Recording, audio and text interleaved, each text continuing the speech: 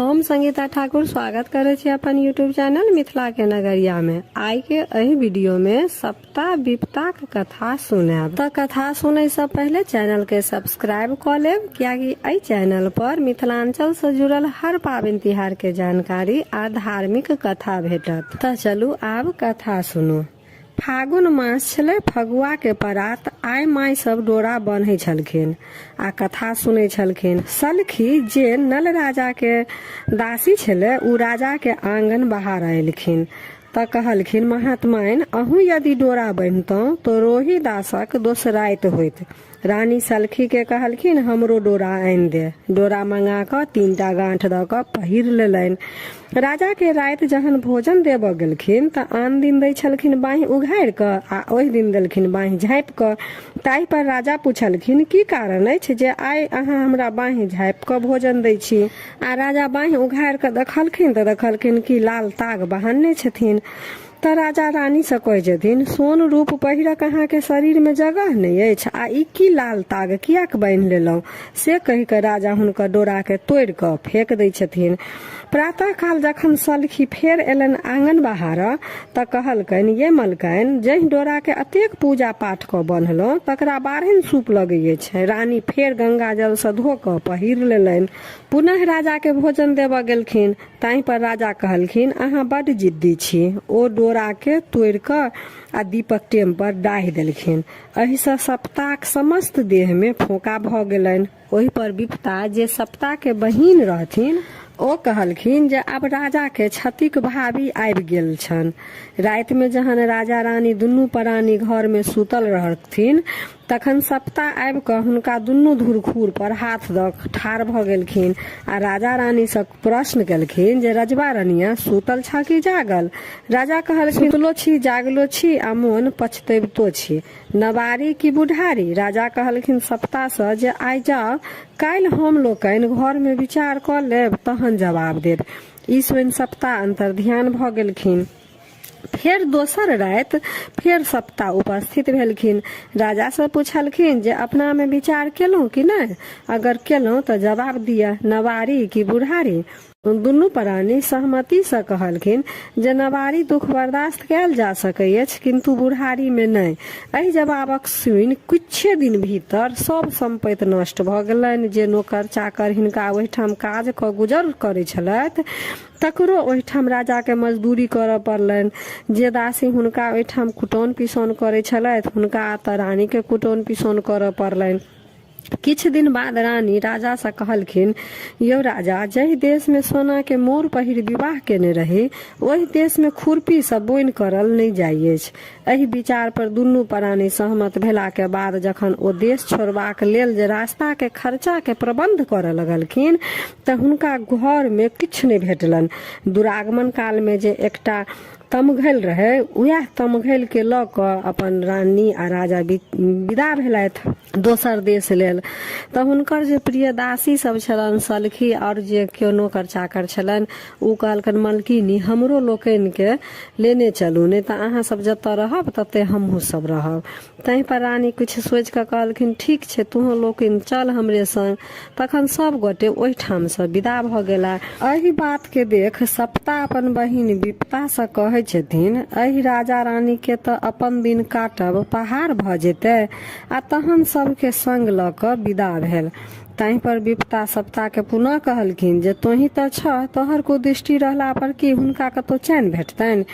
ई बात दुनू बहिन के बीच होइते छलन कि एहन अन्हर उठले जइमे हुनकर जतेक नौकर चाकर छलन सब कतौ उड़िया गेलन। बचि गेला मात्र दुनू प्राणी आ पुत्र रोहिदास। किछ दूर जहन आगा गेलखिन त कतौ देखलखिन जे घोर आ सातुक भोज होइ अछि। रानी अपन राजा से कहलखिन जे भोज में से कनियो मांगि क आनि देतियै त रोहिदास खैतथि। राजा ई सुनि ओहि भोजक नजदीक जाक भोज धारा से कनि सातु मांगि आनलखिन। रानी ओहि सातु के ल अपन जांघ पर रोहिदास के बैठा देलखिन आ पुरैनी पात पर सातु घोरऽ लगली। सप्ता ओहिठाम बकक रूप धारण क ओहि सातुक पर चटक क देलखिन। पृथ्वी के राजा कहलखिन जे अहाँ 4 चीर हो हम एहि सातु के एहिमे सौंपब। पृथ्वी 4 चीर भ गेलखिन, ओहिमे सातु के सौंपि देलखिन आ ओहि ठाम से विदा भ गेला। करकोटक जंगल में एकटा नागराज रहै छला। ओहि जंगल में कियो अगराही लगा देने छले। ओ राजा नल के देख क नल नल किलोल करऽ लगला। रानी एहि बात के सुनि क राजा से कहलखिन, यौ राजा, लगैया कियो अहाँ के शोर करैत अछि। एहि बात पर राजा रानी के कहलखिन जे एहन दुर्दिन में हमरा कियो शोर करत। लेकिन तैयो रानी के कहला पर नाग के तकलीफ देख क राजा नाग के अपन दुपट्टा भिजा भिजा क नागराज के अगराही से मुक्त करा देलखिन। मुक्त भेला के बाद नागराज राजा के डैस लेलक। राजा एहि बात के देख क कहलखिन नागराज से जे उपकारक चुपकार केलहुं। तहि पर ओ नागराज कहलखिन जे हम अहाँ पर उपकार केलहुं, अहाँ के जे रंग रूप अछि से देख क कियो त भीखो नहि दैत, तैं हम अहाँ के रूप ल लेलहुं आ कुरूप द देलहुं। ओहि ठाम से दुनू प्राणी बच्चा के संग ल विदा भेला। आगू जाइते जाइते एकटा विशाल धार देखलखिन। आब ओकरा पार कोना करब से पैघ समस्या उपस्थित भ गेलन। राजा रानी से कहलखिन जे अहीं के कंगना के छुरी बना क खर काटि क आ बेर बनाब आ ताहि पर चढ़ि क अपना लोकनि पार करब। आ सएह भेबो केल। बेर के पानि में ध दुनू प्राणी अपन बैस गेली आ बीच में रोहिदास के लेलखिन।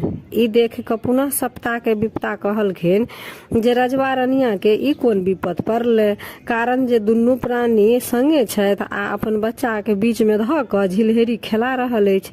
ई बात सुनि सप्ता मूसक रूप धारण क पानि में जाकर उबडूब करऽ लगली। ई देख राजा रानी कहलखिन जे एकरा यदि पानि से बाहर क देतिये त एकर प्राणो बचि जैते आ रोहिदास खेलबो करैत।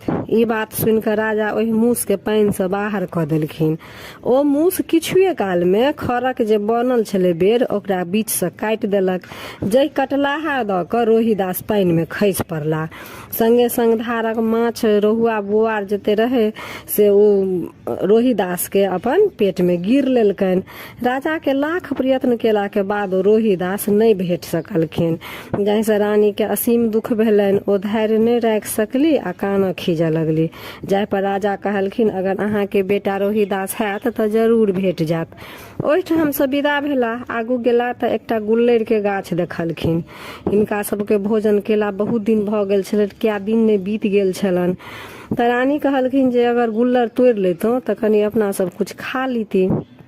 से सोच कर राजा रानी के कंगन ल क आ कंगन से फेंक क गुल्लर तोड़े के कोशिश करलखिन। लेकिन ओ कंगना जखन गुल्लर तोड़े ला फेंकलखिन कि ओ कंगना हुनकर गाछे पर लटक गेलन आ गुल्लर नहीं टूटले। ओहि ठाम से दुनू गोटे विदा भ गेला। 7 दिन दुनू प्राणी के भोजन के भ गेल छलनि। राजा के रानी कहलखिन जे कतौ से किछु मांग अनितौं तो भोजन करितौं। ओहि ठाम से राजा विदा भेला भिक्षा मांगे लेल। एक गोटा ओहि ठाम पहुंचला जाहि ठाम पुरुष पात नहीं भेटलनि। आंगन में ननद आ भौजाई पिसिया करे छलखिन। पहिने दुनू गोटे गीत गबैत छलखिन, पिसिया करे छलथि। चिक्कस जांत से छिलक छिलक खसैत छलनि। हिनका लोकनि के पहुंचते चिक्कस जे छल से दर्रा जकां खसऽ लागल आ दुनू ननद भौजाई में झगड़ा हुअ लगल। ओहिठाम जे बूढ़ पुरान स्त्रीगण छली ओ कहलखिन हिनका भाग कर्म से जे किछु खसलनि से हिनका दऽ दियौन। राजा ओ ल क अपन रानी लंग एली आ कहलखिन जे लिट्टी लगाओ। रानी लिट्टी लगाबऽ लगली आ राजा तिमनक उद्देश्य से एकठाम मलाह माछ मारै छल ओहि ठाम पहुंचल। पहिने तऽ मलाह के बड़का बड़का रहुआ बुआर पड़े छले। हिनका पहुंचते देरी चुन्ना पोठी पड़े लागल आ दुनू सार बहनोई में माछ जे मारे छल ताहि में झगड़ा हुआ लागल। बूढ़ पुरान कहलखिन जे हिनका भाग से जे चुन्ना पोठी पड़ल से दऽ दियौन। राजा रानी लग आबि कऽ कहलखिन लिट्टी लगा कऽ माछ झरका लिअ, हम स्नान केने अबै छी। रानी के लिट्टी लगायल आ माछ झरकायल जे भऽ गेलनि तऽ सोचलखिन जे कतऽ राजा राजसीय भोजन करै छलाह आ कोना ई झरकल खेता। तैं जाइ छी धार से एकरा धो अनै छी, पवित्र भऽ जायत तऽ ओ भोजन करता राजा। रानी ओकरा धोबाक लेल धारक किनार पहुँचली। जहाँ की धोअ लगली कि लिट्टी सजीव भ आकाश में उड़ि गेल आ माछ सजीव भ जल में पड़े लागल। कहुना 2-4 टा छानि सकली जे लऽ कऽ घुरि एली। राजा स्नान करऽ काल में सबटा देखैत छलथि। ओ कहलखिन जे किछु बाँचल अछि तऽ लाउ दुनू गोटे बाँटि कऽ खा लै छी। रानी कहलखिन राजा से और कियो सर संबंधी नहीं अछि। राजा कहलखिन छथि तऽ यशो बहिन, हुनके ओहिठाम पहुँचल जाय। ओहिठाम से गेला तऽ देखलखिन जे ओतऽ उपनयनक आयोजन छै, भोज भात भऽ रहल अछि। कियो जाकऽ हुनका बहिन के कहलखिन जे ये अहाँके भाई भौजाई आयल अछि। ओ संवाद वाहक जे कहऽ गेल छलै हुनका से पूछलखिन क्या गोटा से आ की सब लऽ कऽ एला, तऽ ओ कहलखिन जे नहि कियो संग एलखिन आ किछु नहि लेला। ओहि पर ओ कहलखिन जे जो ओ हमर भाई भौजाई कतऽ से आओत, जो भूसकार घर में बैसक दऽ अभी आ 1 आँटी कुश आ 1 कटिया पानि दऽ अभी, जौर बाँटत आ खायत, बैसल किया खायत। भोजक उपरांत दासिन महात्माइन के कहलखिन ये भाई भौजाई के भोजन देबो केलियनि। रानी कहलखिन गे मार बारहन, ओ कतऽ से हमर भाई भौजाई आयत। एहि पर दासी कहलखिन जे आयल अछि तऽ सएह कहियो। तहन रानी कहलखिन देखी तऽ भंडार घर में किछु बाँचल है तऽ दऽ अभी। दासी भंडार घर में गेल तऽ देखलक जे मौसरी के दालि आ घोर बाँचल छलै। ओ लऽ दासी हुनका देबऽ गेलनि। ई देख राजा कहलखिन जे यह अगर बहिन हमर अपने हाथे दैत तऽ खैतौं, किंतु अहाँ लऽ कऽ एलौं, अच्छा तऽ राखि दियौ।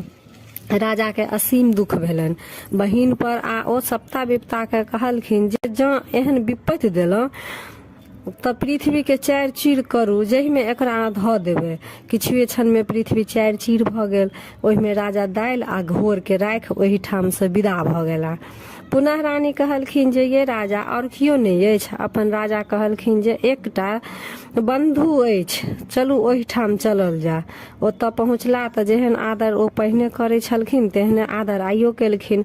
भोजन करऽ बैसला तऽ जतेक 56 प्रकार के भोजन छलै सब साग भऽ गेल। मित्रक बेटी रानी के पूछऽ लगलखिन जे मित माई हार गाँथा अबै अछि। रानी कहलखिन जे पहिने तऽ अबै छल, आब की हैत से नहीं जानै छी। एहि पर मित्रक बेटी हार गाँथऽ लेल देलकनि। हार जखन गैथते रहथिन तऽ एकटा पिठरा नाम के हंस आबि सब मोती गिर लेलकनि। ताहि पर रानी राजा से कहलखिन यौ बड़ भारी बात भऽ गेल, सोना चोरी के कलंक लागि गेल। दुनू प्राणी ओहि ठाम से विदा भऽ गेला। किछु दूर आगू गेला बाद रानी राजा से कहै छनि ये राजा कने अहाँ अपन जांग खसैबतौं तऽ हम सुति रहितौं।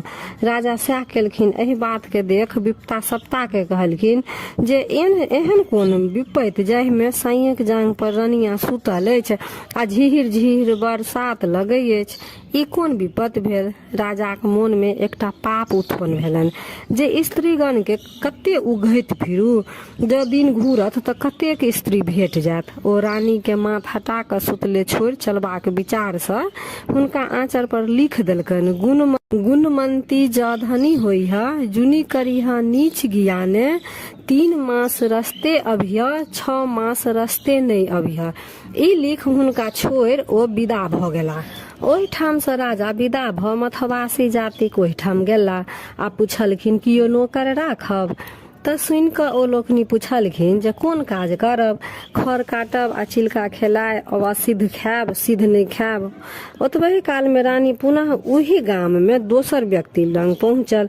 ओ कहलखिन जे हमरा कियो दासी राखब। ताहि पर ओतऽ के जे लोग रहथिन से कहलखिन जे कोन काम करब।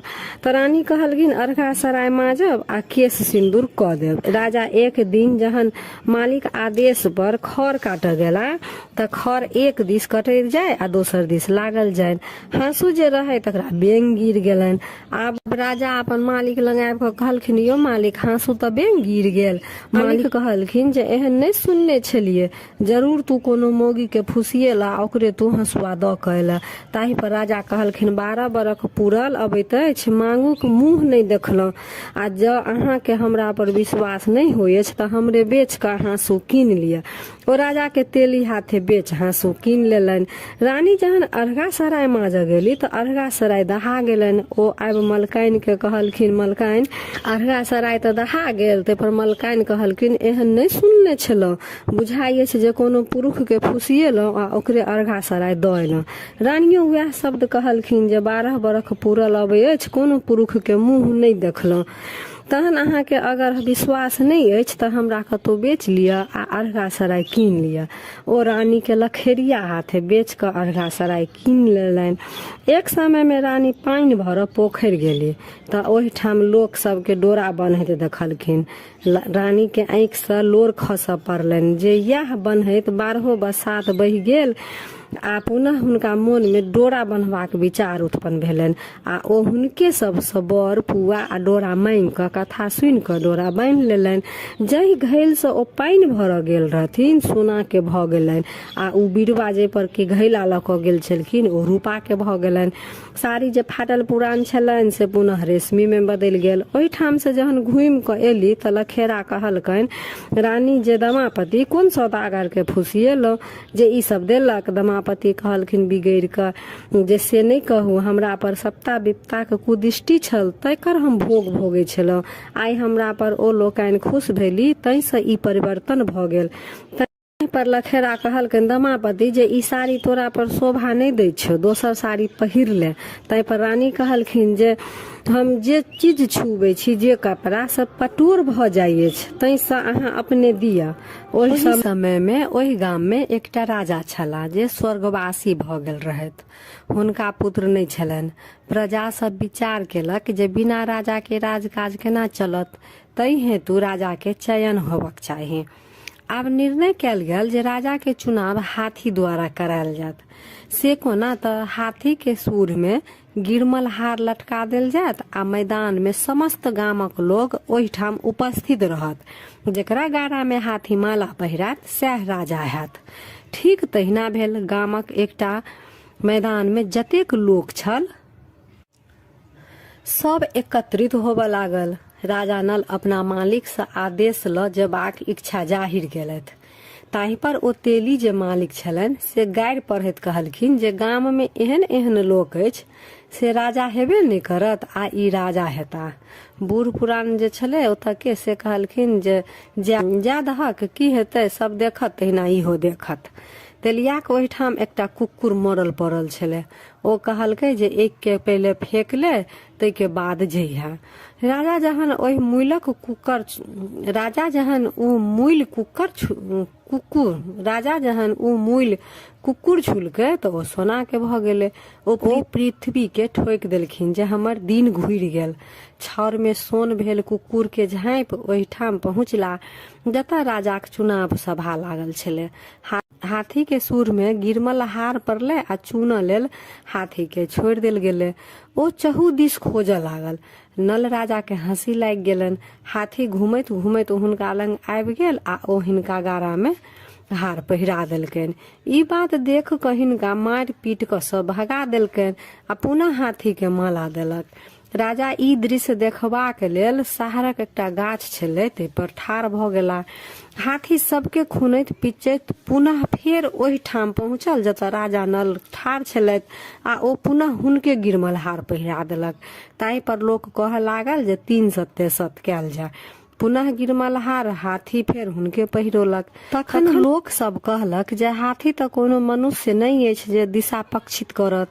ई यदि कहियो के राजा हेता तै हिनका पहिरौलक से हिनके राजा बनायल जाय। गामक लोग फेर कुछ विचार कलक जे हिनका 4 चंगेरा चूड़ा आ 4 चंग बासन दही दऽ दियौन, खेता आ चलि जेता आ अपने लोकनि राजा जतेक राज अछि से बाँटि लेब। ओ भोजन किए तऽ राजा के ओतेक देल गेलनि। 4 चंगेरा चूड़ा आ 4 बासन दही हुनका देलकनि। ओ भोजन किया करता, ओ दान प्रदान कुमारी बटुक यज्ञ जाप कराबऽ लगला आ राजा राज सम्हारऽ लगला। ओहिठाम बूढ़ पुरान लोक सब कहऽ लागल जे हमरा तोरा राज होइत तऽ एतेक फुराइत, तै जै कहियो के ई राजा छला तै हिनका एतेक करऽ अबै छनि। तखन एक दिन विपता सप्ता के कहलखिन जे आब राजा रानी के भेंट केना हेतनि। विपता सप्ता के कहलखिन जे तोही करेबहक आब जे करेबहक से। तो राजा के एक दिन एहन समय एलन जे स्त्रीगण के प्रसंग हुनका आवश्यक भ गेलन। लखेरा के खबर कल गेल जे 1 डाला सोन आ 1 डाला रूप ल क आ रूप ल लिया आ राजा के संभाषणा पूरा करू। लखेरा अपन राजा के वासना के पूर्ति करबाक हेतु बनि ठनि क तैयार छल। कारण लखेरा के काजे इएह छलै। राजाक ओहिठाम जहाँ की बुलाहट भेलै कि सप्ता लखेरा के पेट में पैस गेलखिन आ ओ दर्दक एहन रूप लऽ लेलखिन कि ओ लखेरा के कह पड़लनि दमापति से जे हम कनी निकास जाइ छी तो राजा के पैर धोबहन। ओ जहन राजा के पैर धोअ लगलखिन त राजा के पैर पर रुद्र रेखा देख क दमापति के आंखि से लोर खसि पड़लनि। ओ 12 बरखक जे लोर राजा के पैर पर पड़लनि त फोका भ गेलनि। ताहि पर राजा दमापति से प्रश्न केलखिन जे हम एतऽ सरे सगुने एलौं आ अहाँ हमरा पैर पर नोर किया खसेलौं। दमापति कहि उठलखिन हमर जे नल राजा छला हुनको पैर में यह रुद्र रेखा छलनि, तकरे पुनः देख हमरा आंखि से लोर खसऽ लगल। राजा ओहिठाम बहुत खुश भ पृथ्वी के ठोकि देलखिन जे रानी भेट गेली। तहन दमापति कहलखिन अहाँ जे उठि गेलौं त हमरा लखेरा खिसियात। राजा कहलखिन अहाँ लखेरा लेल लक्षटा रुपैया लियौन, लहर पटोर लिया आ हुनका दऽ देबनि, ओ खुश भ जेती। राजा अपने ओहिठाम से चलि एला। लखेरा काल राजा लखेरा के खबर केलनि जे हुनका जे दासी छनि हुनकर जे दासी छनि से हमरा दऽ दिअ। तखन लखेरा दमापति के विदागरी रूप में विदा करे छनि। ई जहन राजा लंग पहुँचली तखन कहलखिन अहाँ हमर परीक्षा लिअ। राजा कहलखिन एक बेर लटारम केलौं तकर फल एतेक भोगलौं आ आइ फेर लटारम करै छी। तखन रानी अग्नि में प्रवेश भेली आ ओहू से दिव्य सुंदर भ बाहर भेली। राजा तहि पर कहलखिन हमहू तो कोनो अनर्गल नहीं केलौं। ताहि पर रानी कहलखिन पुरखक कोनो विश्वास नहीं। हुनका एहन भेलनि जे धोती खूटक लहक गेलनि। दुनू गोटे पुनः रहऽ लगला। प्रजा के बीच जे कोनो साधारण गप होय त कह लागे लोक सब जे तेलिया डिंगर राजा भेलैक आ लखेरा चेरी रानी।